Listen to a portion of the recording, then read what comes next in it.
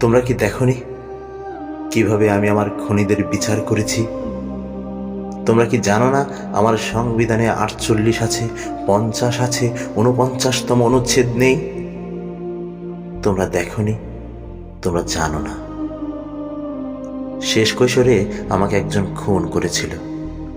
আমার স্থির রক্তকে সে অস্থির করেছিল। আমার খরাক্লিষ্ট ঠোঁটকে সয়লাভ করেছিল চুমুচ্ছ্বাসে।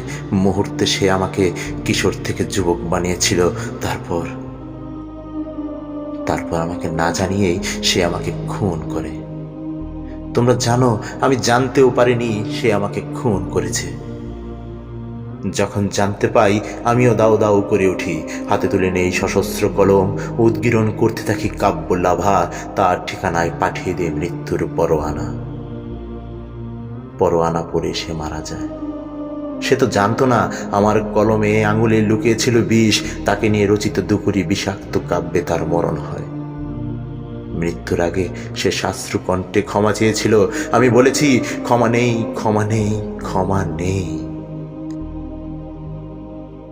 যৌবনে আমি দ্বিতীয়বার খুন হই। যে আমার মাংসে তুলেছিল মাংসের তুফান, মুহূর্তে পরিণত করেছিল যুবক থেকে পূর্ণ পুরুষে, সে আমাকে ঘোষণা দিয়ে খুন করে আমি দ্বিতীয়বার মারা যাই। আমার মৃত্যুর বিচার করতে আমি আবার বেঁচে উঠি। জীবদ্দশায় খুনিটিকে আমি উপর্যুপরি কবিতা শুনিয়েছিলাম।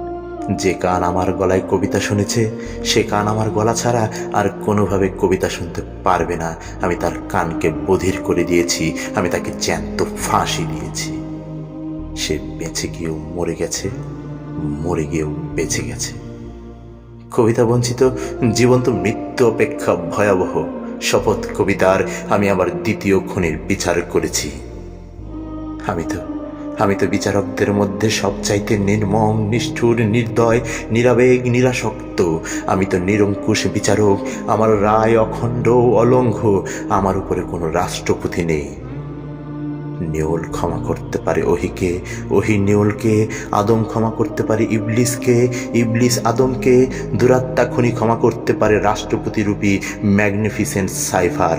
কবি কাউকে ক্ষমা করে না, কবিতা কাউকে ক্ষমা করে না। ক্ষমা চাই, হেই ক্ষমা চাই। শোন, ক্ষমা নেই, ক্ষমা নয়। একটি মাত্র ক্ষমায় হাজারো অপরাধের জন্ম হয়।